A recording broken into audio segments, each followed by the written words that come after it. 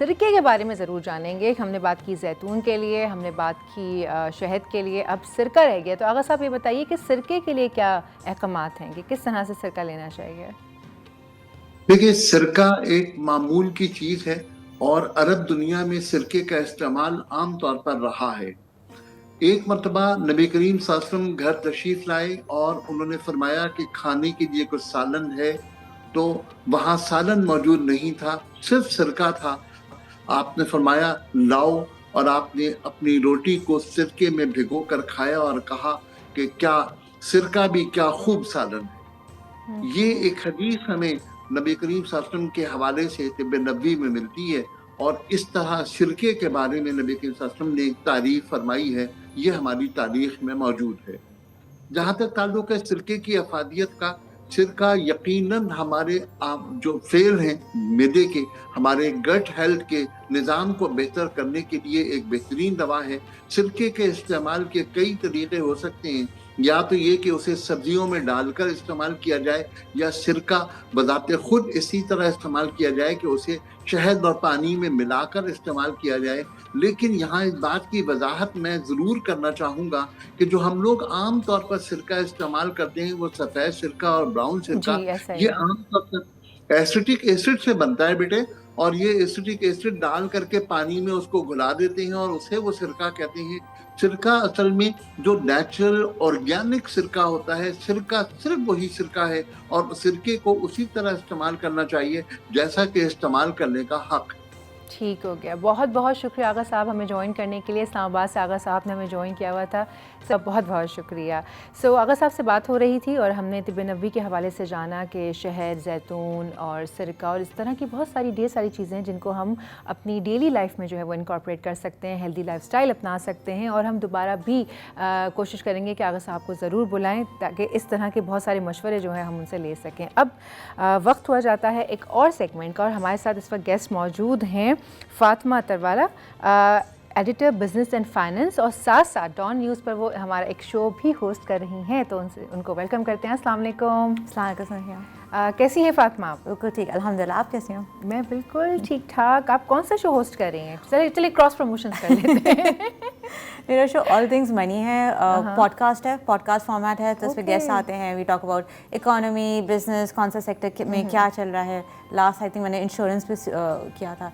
That's amazing. तो solar panels पे बात की आपने अभी तक या नहीं की? सोलर क्लाइमेट चेंज का एक और शो है, front seat to climate change, उस पर ज़्यादा बात होती है। पर आई थिंक सोलर के लिए लोगों को हम एनर्जी क्राइसिस की हिस्ट्री थोड़ी समझनी हो। हाँ प्लीज़ ज़रूर बताइए, मैं भी सुनना चाहूँगी कि क्या सीन क्या है, क्योंकि बहुत सारे लोग इसके अगेंस्ट हैं, बहुत सारे इसके साथ हैं। तो आप ज़रा हमें बताएं ये है क्या असल में?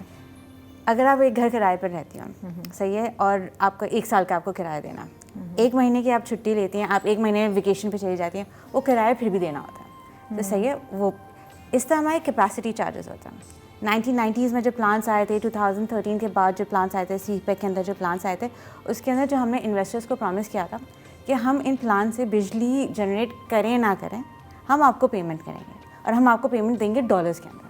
अब हमारे बिजली के बिल तो रुपीज़ में होता है, और डॉलर कहाँ का कहाँ पहुँच गया है। तो इससे हमारा कैपेसिटी चार्जेस एक सर्कुलर डेट बन गया है। दैट इज़ 1.8 ट्रिलियन रुपीज़ को ये आता है, $6 बिलियन के लगभग। जो हमारा IMF का भी हमने जो ट्रांच लिया था, जो हमारा IMF प्रोग्राम है वो $7 बिलियन का है। तो इतना आप समझ लें हमारे सर्कुलर डेट है एनर्जी का। अब एक घर है, उसके अंदर 10 लोग रहते हैं, से किराया है $100। 10 लोग में सब लोग 10-10 रुपये देंगे तो सबका किराया हो जाएगा। उसमें से 5 लोग किराया देना बंद कर दें, तो जो 5 लोग बचेंगे उनको 20-20 रुपये किराया देना पड़ेगा। बिल्कुल ऐसे है। तो सोलर का भी यही है। अब सोलर में लोग जो पैनल से खुद बिजली जनरेट करते हैं, तो वो ग्रिड नहीं यूज़ कर रहे हैं, वो ग्रिड की जो चार्जेस है वो देने ही हैं। तो जिनके पास सोलर पैनल नहीं है उन पे बर्डन इंक्रीज हो जाता है। ओके। तो इसलिए नेट मीटरिंग से नेट बिलिंग की तरफ हम गए हैं।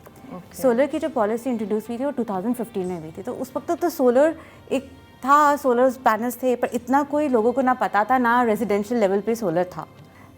अब जितना ज़्यादा सोलराइजेशन हो गया, पाकिस्तान दुनिया में एक एग्जाम्पल बन चुका है सोलर की।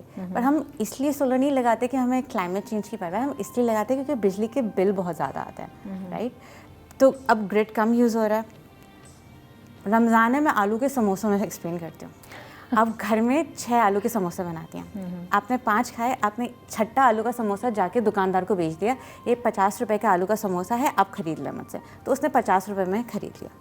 ये थी हमारी नेट मीटरिंग। जितने के आपने सोलर जनरेट किया है, आप इतना वापस बेच दो, वो उसी रेट पे वो खरीद लेंगे।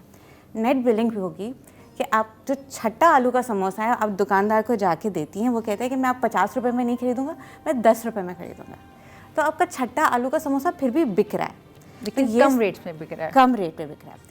अब जैसे मिडिल इनकम ग्रुप्स होते हैं, घर दोपहर को बच्चे घर पे आए, एसी नहीं चलता है, बिजली का बिल बहुत आएगा, रात को पूरी फैमिली एक कमरे में सोती है, बिजली का बिल बहुत आएगा। अगर आपके पास सोलर है तो जो भी आपके नेट बिलिंग है, नेट मीटरिंग है, बच्चे घर आते हैं, आप एसी ऑन कर दें, वो तो आपको बिल पे नहीं करना। तो ये नहीं कह सकते कि सोलर का फ़ायदा ख़त्म हो गया। जब तक सूरज है और रोशनी है, तब तक दोपहर को तो आपको अगर सोलर पैनल से आपको बिल नहीं पे करना। फ़र्क ये आता है कि वो जो आप एक्स्ट्रेस करती थी, वो तो आपका जो छठा आलू का समोसा था, वो अब कम रेट में बिकेगा। तो फ़ायदा आपको अभी भी है। अगर आपको मैं कहती हूँ 100 रुपये की चीज़ मैं आपको 20 रुपये में देती हूँ, तो आपकी 80 रुपये की बचत है। 100 रुपये की चीज़ अगर आप 50 रुपये में खरीदेंगे, आपकी फिर भी 50 की बचत है। तो बचत सिर्फ कम हुई है, गई नहीं है। गई नहीं, क्योंकि हमें यही इंप्रेशन था कि बहुत महंगा पड़ रहा है, शायद तभी लोग ज़रा अवॉइड कर रहे थे। उसी बात पर थोड़ी ये था कि सोलर सेटअप बहुत महंगा होता है। पहले अराउंड 3 साल में रिटर्न हो जाती थी आपकी इन्वेस्टमेंट, अब हो गए 6-7 साल। पर सोलर की लाइफ 25 सालों की होती है, सो थोड़ा कम फ़ायदा है, पर फ़ायदा भी है।